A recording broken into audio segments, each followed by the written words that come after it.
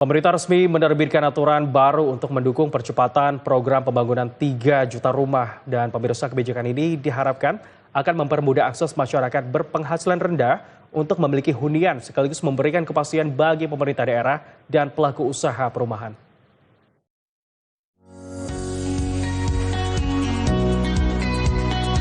Pemerintah terus mendorong realisasi program 3 juta rumah yang menjadi salah satu prioritas pemerintahan Presiden Prabowo Subianto. Langkah terbaru ditandai dengan penandatanganan surat keputusan bersama antara Menteri Dalam Negeri Muhammad Tito Karnavian dan Menteri Perumahan dan Kawasan Permukiman Marwarar Sirait tentang dukungan percepatan pelaksanaan program pembangunan 3 juta rumah. Melalui kebijakan ini, pemerintah berupaya menyederhanakan sejumlah ketentuan yang selama ini dinilai menjadi kendala dalam penyediaan perumahan bagi masyarakat berpenghasilan rendah. Salah satu poin penting dalam kebijakan tersebut adalah pemberian keleluasaan bagi masyarakat berpenghasilan rendah untuk membeli rumah di luar wilayah domisili sesuai kartu tanda penduduk atau KTP. Menurut Menteri Dalam Negeri Muhammad Tito Karnavian, kebijakan ini memberikan fleksibilitas bagi masyarakat yang bekerja di suatu daerah, namun memiliki KTP dari daerah lain.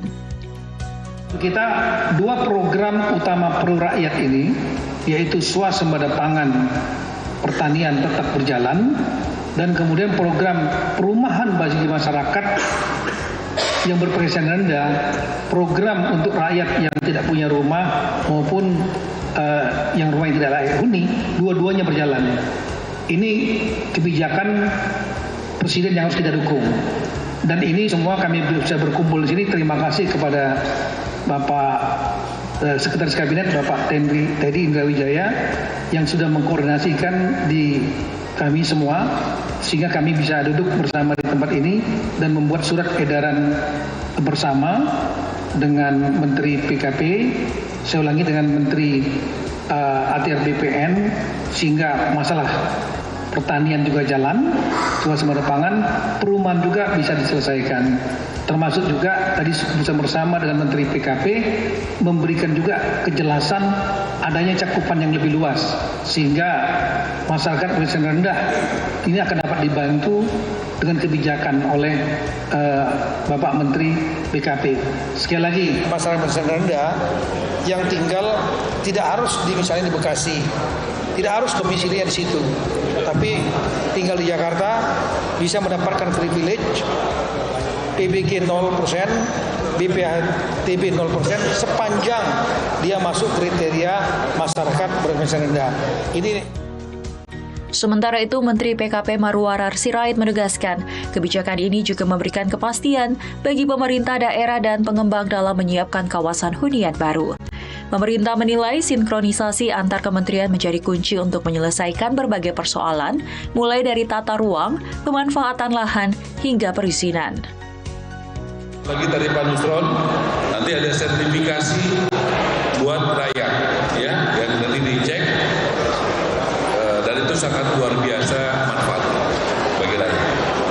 Jadi yang tadinya legalitasnya mungkin belum firm, belum mantap, akan jadi mantap.